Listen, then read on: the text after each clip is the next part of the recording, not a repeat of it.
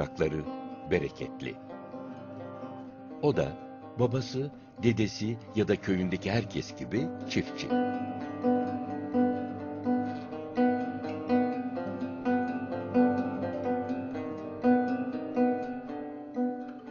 Doğup büyüdüğü bu topraklar onun ekmek teknesi.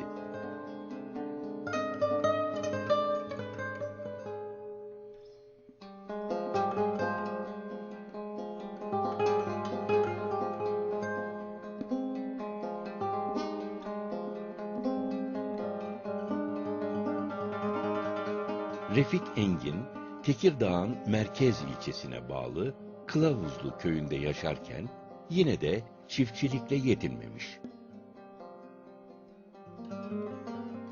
Sorular sorup araştırmayı, bilgi peşinde koşmayı, kitapları ve okumayı her şeyden daha çok sevmiş. Onun uzmanlığı kimlik, köken, inanç ritüelleri ve tarih üzerine. Halen çiftçilik yapıyorum. Amatör olarak da araştırma yapıyorum. Araştırma yapmaya çalışıyorum daha doğrusu. Trakya Balkanlar kültürleri üzerine, Bektaşilik üzerine, Bektaş sürekleri üzerine araştırma yapmaya çalışıyorum.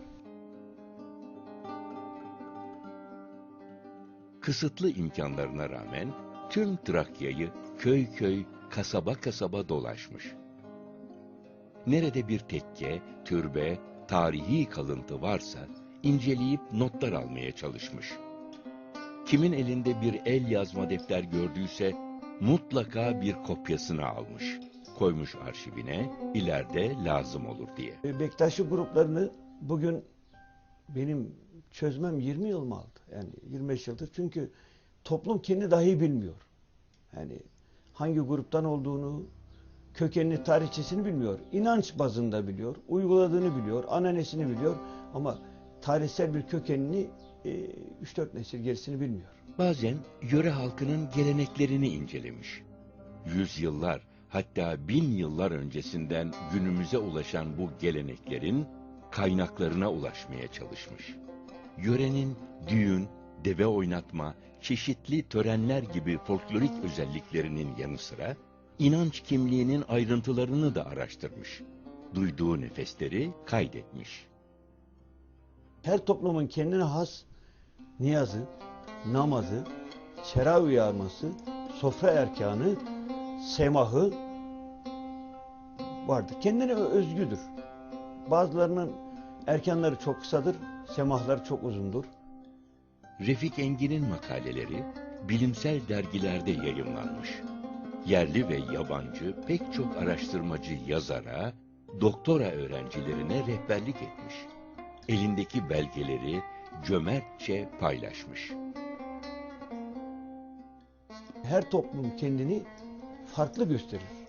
Doğrudur ama farklılık sadece ritüellerdedir. Yani uygulamalardadır. Esasında erkan olarak çera yakması, ibadet etmesi, niyaz etmesi, semah dönmesi ve sofra kurması her toplumda vardır.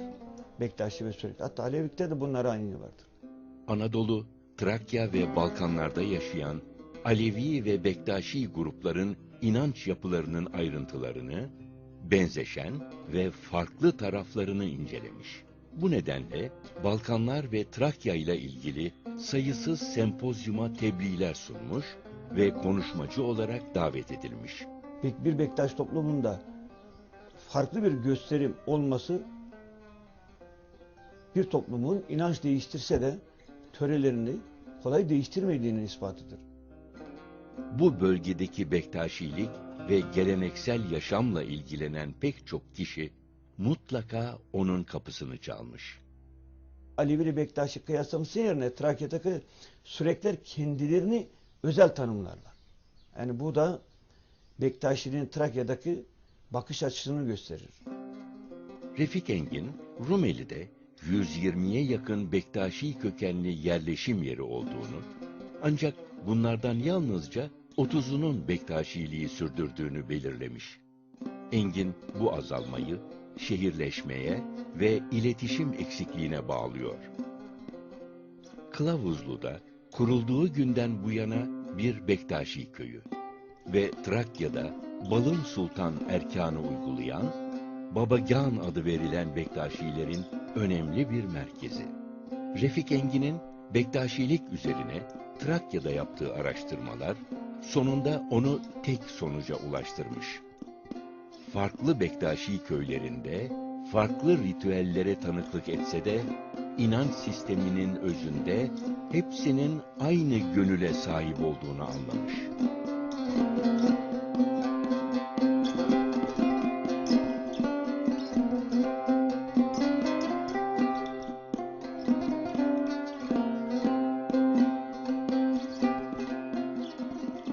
...2002 yılından beri ben de bu postu, bu cemiyeti köylüme hizmet ederek yürütmeye çalışıyorum. İşte yolumuz Hacı Bektaş'tan beri bize güzel bir yol bırakmış ve Hak Muhammed Ali yolu ve Ehl-i Beyt sevgisi olarak bu yoluma devam ediyorum. Canlarım epeyce var. Canlarıma öğütücü şeyler, iyi ahlak şeyleri öğreterek yolumuzda az çok öğretiyoruz yani. Alevi Bek yolu, sevgisi, Hak Muhammed Ali uğruna çalışıyoruz. Doğru yola çalışıyoruz. Hak için çalışıyoruz. Biz de hak için çalışıyoruz. Biz diyoruz ya, Yaradan'ı severiz Yaradan'dan ötürü. Zaten bir mürşit sevecen, yumuşak, gönüllü olmalıdır. Sevecen olmalıdır. Bütün canlarını, bütün insanları sevmesi lazımdır. Sevecen olması lazımdır. Ve onun için de işte bu köyümüzde az çok elimizin erdiği kadar, dimağımızın bildiği kadar büyüklerimizin yoluna, erkanına uyarak yolumuzu gütmeye çalışıyoruz. Ne mutlu ki bizlere bu yolu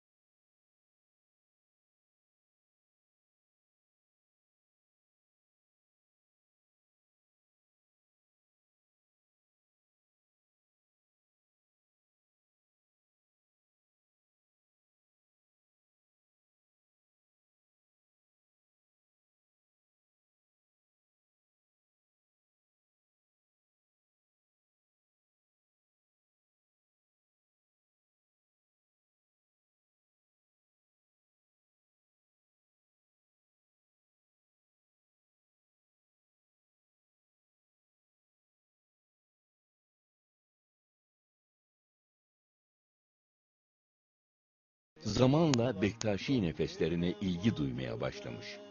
Müzik eşliğinde inancın gizemini anlatmanın yolunu fark etmiş. Babamdan bağlama almasını istediğimde babam demişti, deden gibi sen de meydanda saz mı çalacaksın dedi.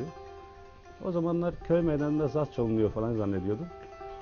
Yaşımız kemale geldikten ve Refik Engin abimle tanıştıktan sonra meydanın ne olduğunu, bu meydanın da saz çalmanın öyle basit bir şey olmadığını öğrendik. Aşkın cemalini gören, mürşid rehberini bilen, hakkı gönüllerde gören, hakkı gönüllerde gören, gelsin bize doğru, gelsin bize doğru.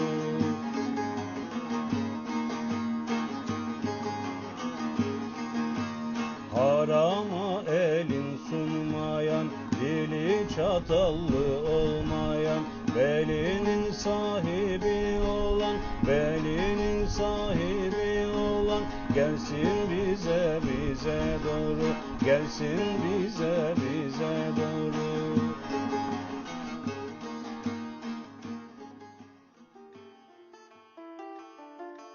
13. yüzyılda Hacı Bektaş Veli'nin getirdiği 4 kapı 40 makam kavramlarıyla Bektaşilik inancının temelleri atılmış. Zaman içinde bu inanç Balım Sultan tarafından daha sistemli bir hale getirilmiş. Gerek Hacı Bektaş Veli zamanında, gerekse ondan sonra bu inanç 3 kıtaya taşınmış. İtalya, Fransa, Arnavutluk, Makedonya, Bulgaristan, Romanya, Macaristan gibi ülkelerde dergah denilen, içlerinde aşevi, ibadethane, misafirhanelerin de bulunduğu külliyeler kurulmuş. Yüzyıllarca her türlü zorluğa karşı bu inanç yaşatılmış. Akıp giden zaman içinde savaşlar, sosyal değişimler yaşanmış. Kimi zaman rejimlerin aşırı baskısı altında kalmışlar. Kimi zaman direnmişler. Osmanlı'nın kaybettiği bu topraklarda azınlıkta kalmışlar. Bazen mezar taşları kırılmış. Tekke ve camilerin önemli bir kısmı kiliseye çevrilmiş. Kültür varlıkları yok edilmiş. Ancak inanç önderleri her şeye rağmen bu inancı yaşatmaya, gelecek nesillere ulaştırmaya çalışmış. En zor şartlarda bile. Tıpkı Bulgaristan'da Otman Baba, Akyazılı Sultan Demir Baba'nın yaptığı gibi. Derken 19. yüzyıldaki siyasal olaylar ve savaşlar girmiş devreye.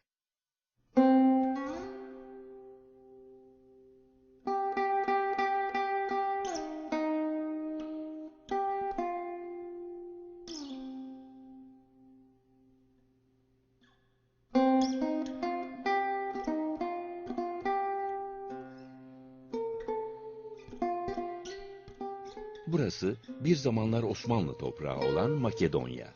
Bektaşi babaları birçok zorluk ve baskıya, aradan geçen yaklaşık 100 yıla rağmen inançlarını yaşatıyorlar.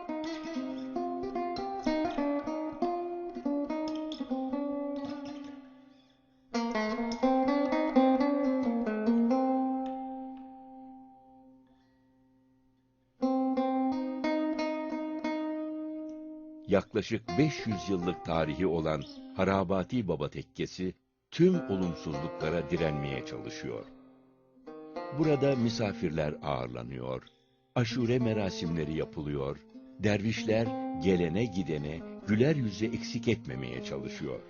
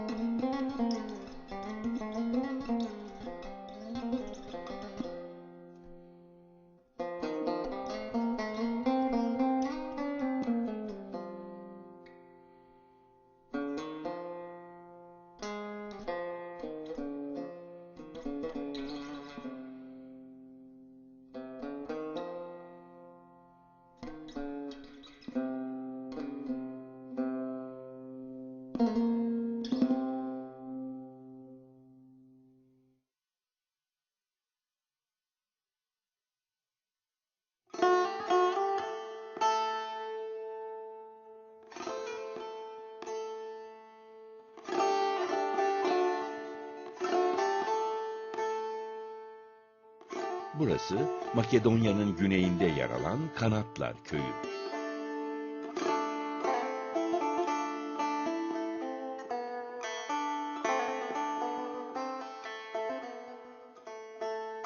Bu köyde yoğun olarak Bektaşiler yaşıyor.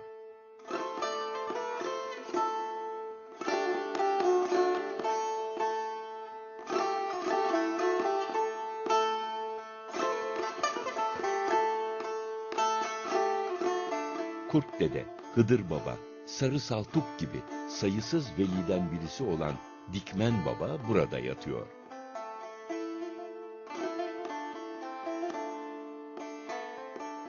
Yöre halkı Dikmen Baba dergahıyla özdeşleştirmiş inanç yapısını.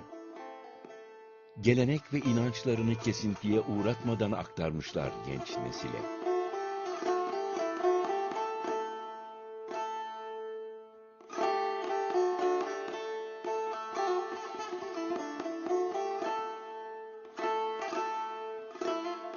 Bismillah, Allah Allah.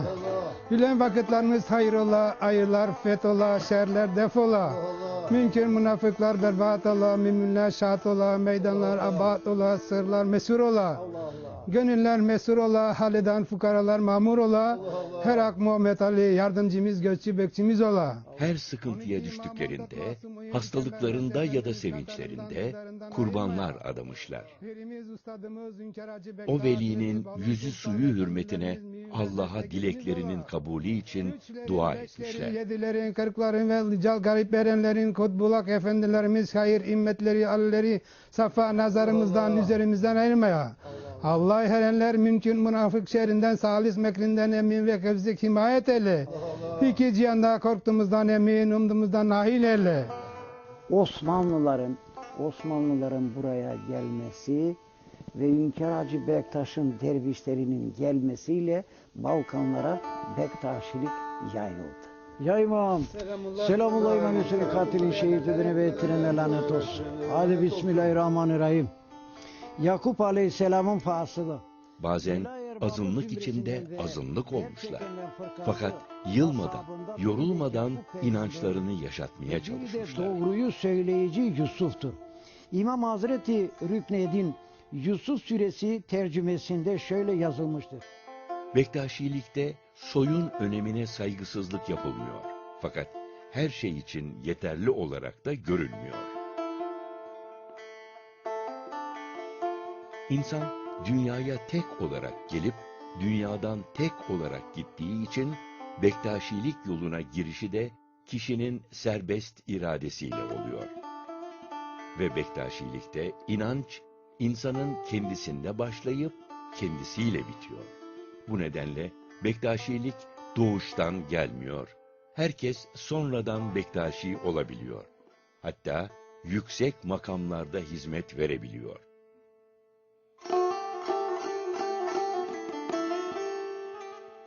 Bektaşiler bir şeyi asla kabullenemiyor. O da edep dışı davranmayı.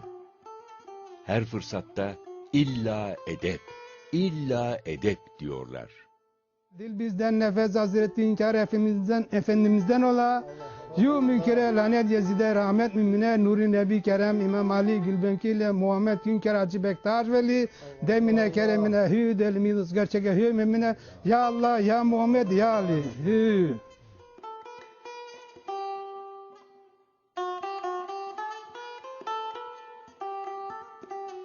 Bismillahirrahmanirrahim. La ta'huzuhu sinetti ve la nefhum lefhi mafis semavata mafir lat. Menzellezi yeşfen innehu illa bi maşada ve si'a ye'üttü hıfsuhu mahvel aliyul azim bi hürmetike ya ehram rahimin. Denizli. Vilayetike ya Ali, ya Ali, ya Ali. Bektaşilik yalnız Balkanlar, Trakya ve Avrupa'da yaşamıyor. Burası Denizli'nin Çalçakırlar köyü.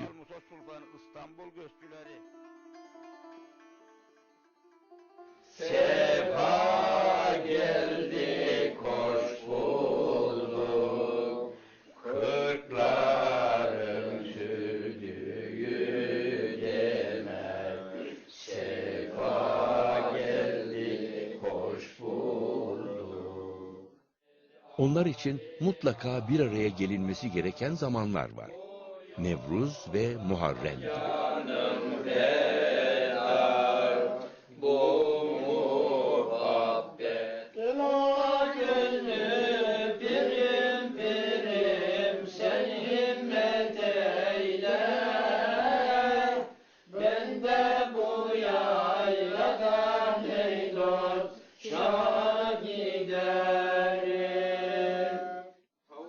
Ayrıca yola giriş törenleri yapıyorlar ve ölenin arkasından açtıkları meydanlarda halka namazı kılıyorlar.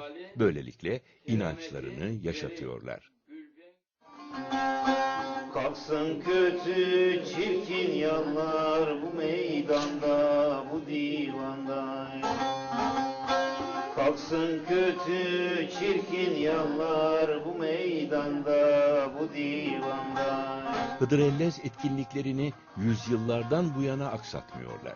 Büyük şehirlere göç etmiş olanlar ve çevre köylerdeki tanıdıklar da geliyor. Hıdrellez'de ada olanların kurbanları kesiliyor. Adakların sayısı 60-70 koyun, 300-400 horozu buluyor. Ağlamaye yavrum, sevgili yavrum. Ağlamaye yavrum, sevgili yavrum. Ölmeden ölmüşüm, şimdi göçüm var. Ölmeden ölmüşüm, şimdi göçüm var. Müntü kablen ente, müntü sırrıyım. Ölmeden ölmüşüm, şimdi göçüm var. Yıl içinde birbirini göremeyenler buluşuyor. Nefesler söyleniyor, semahlar yapılıyor.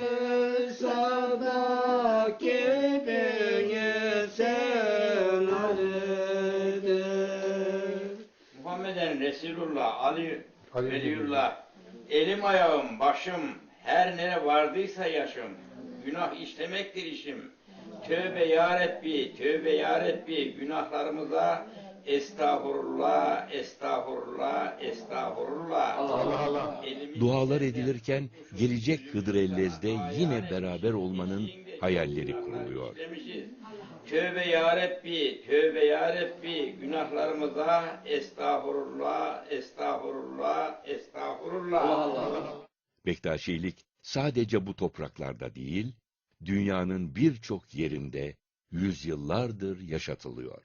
Ak bırakın dergi gönlümün kârı.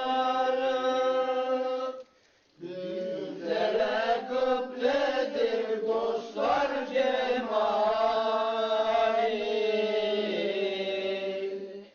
Ak bırakın dergi gönlümün kârı. Bizlere kıbledir dostlar cemali.